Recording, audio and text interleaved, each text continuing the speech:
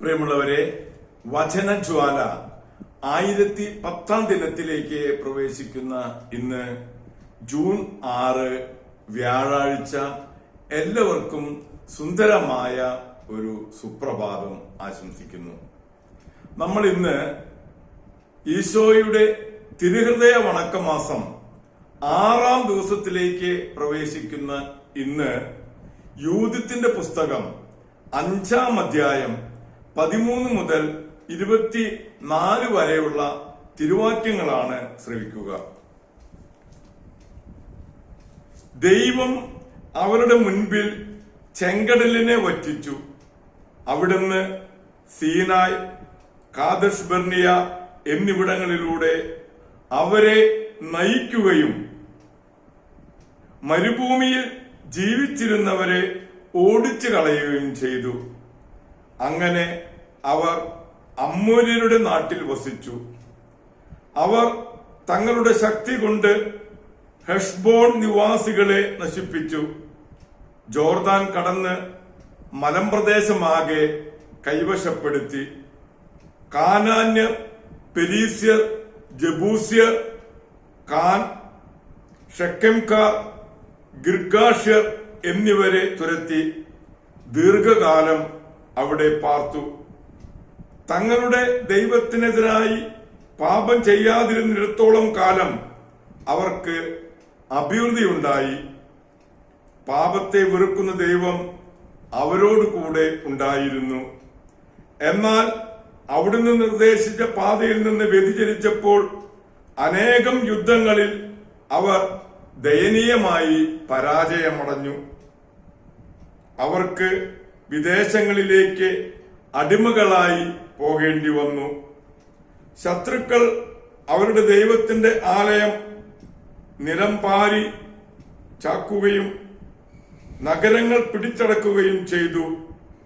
എന്നാൽ ഇപ്പോൾ അവർ തങ്ങളുടെ ദൈവത്തിങ്കിലേക്ക് മടങ്ങി വരികയും ചിതറിക്കപ്പെട്ടു പോയ ദിക്കുകളിൽ നിന്ന് തിരിച്ചു വരികയും വിശുദ്ധ മന്ദിരം സ്ഥിതി ചെയ്യുന്നിരുന്ന ജെറൂസലേം നഗരം കൈവശമാക്കുകയും വിജനമായ മലമ്പ്രദേശത്ത് വാസമുറപ്പിക്കുകയും ചെയ്തിരിക്കുന്നു. അതിനാൽ എന്റെ യജമാനനായ പ്രഭോ, അറിവ് കൂടാതെ വല്ല പിഴകളും ഇപ്പോൾ ഈ ജനത്തിന് വന്നുപോയിട്ടുണ്ടെങ്കിൽ തങ്ങളുടെ ദൈവത്തിനെതിരായി അവർ പാപം ചെയ്യുകയും നാം അത് കണ്ടുപിടിക്കുകയും ചെയ്യുന്നെങ്കിൽ നമുക്ക് ചെന്ന് അവരെ തോൽപ്പിക്കാം. എന്നാൽ അവരുടെ ദേശത്ത് ഒരു അതിക്രമവും ഇല്ലെങ്കിൽ എന്റെ യജമാനൻ അവരെ വിട്ടുപോയാലും അവരുടെ കർത്താവ് അവരെ രക്ഷിക്കും. അവരുടെ ദൈവം അവരെ കാത്തു സൂക്ഷിക്കും. നാം ലോകസമക്ഷം ലജ്ജിതരാകും. ആഗിയോ ഇത് പറഞ്ഞു തീർന്നപ്പോൾ പാളയത്തിന്റെ ചുറ്റും നിന്നവർ ആവലാതിപ്പെട്ടു തുടങ്ങി. ഹോളോഫർണസിന്റെ സേനാനായകന്മാരും കടത്തീരത്തു നിന്നും മൊവാബിൽ നിന്നും വന്നവരും അവനെ വധിക്കണമെന്ന് നിർബന്ധം പിടിച്ചു. അവർ പറഞ്ഞു, ഇസ്രായേല്യരെ ഞങ്ങൾ ഭയപ്പെടുകയില്ല.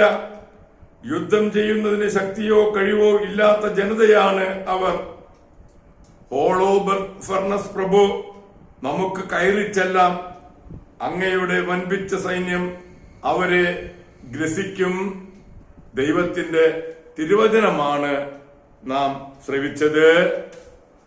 ഇന്ന് നമ്മള് ആഗോള കത്തോലിക്ക സഭയിൽ മെത്രാനായ വിശുദ്ധ നോബർട്ടിനെ അനുസ്മരിക്കുന്ന പൊൻസുദിനമാണ്. പഠനത്തിൽ സമർത്ഥനായ ഒരു രാജകുമാരനായിരുന്നു നോബർട്ട്. സുഗലോലുപതയിൽ ജീവിച്ച് നോബർട്ട് 5-ാം പട്ടം സ്വീകരിച്ചതിന് ശേഷം തിരികെ പോന്നു. ലൗകായുധയിൽ ജീവിക്കുമ്പോൾ കുതിരപ്പുറത്തു നിന്ന് വീഴ്ത്തുകയും 2 മണിക്കൂർ അബോധാവസ്ഥയിലാവുകയും ചെയ്തു. തുടർന്ന് കർത്താവിന്റെ അരുളപ്പാടനുസരിച്ച് മൗനവും ഏകാന്തവ്രതവും ഏകാന്തവാസവും പ്രാർത്ഥനയിലും ധ്യാനത്തിലും കഴിഞ്ഞുപോന്നു. ഒരു ധ്യാനത്തിന് ശേഷം 1 കൊല്ലം കൂടി കഴിഞ്ഞ് പുരോഹിത പട്ടം സ്വീകരിച്ചു. 40 ദിവസത്തെ ധ്യാനം കൂടി കഴിഞ്ഞാണ് പ്രഥമ ദിവ്യബലി അർപ്പിച്ചത്. തന്റെ സമ്പാദ്യം മുഴുവൻ ദരിദ്രർക്ക് കൊടുത്ത് തനിക്ക് സ്വതന്ത്രമായി സുവിശേഷം പ്രസംഗിക്കാൻ അനുമതി വാങ്ങി. തിരുവോസ്തിയോട് വളരെയേറെ ഭക്തിയുണ്ടായിരുന്നു. തിരുവോസ്തി കൈകളിലേന്തിയ ഫോട്ടോയാണ് ഇദ്ദേഹത്തിനെ കാണാൻ സാധിക്കുക.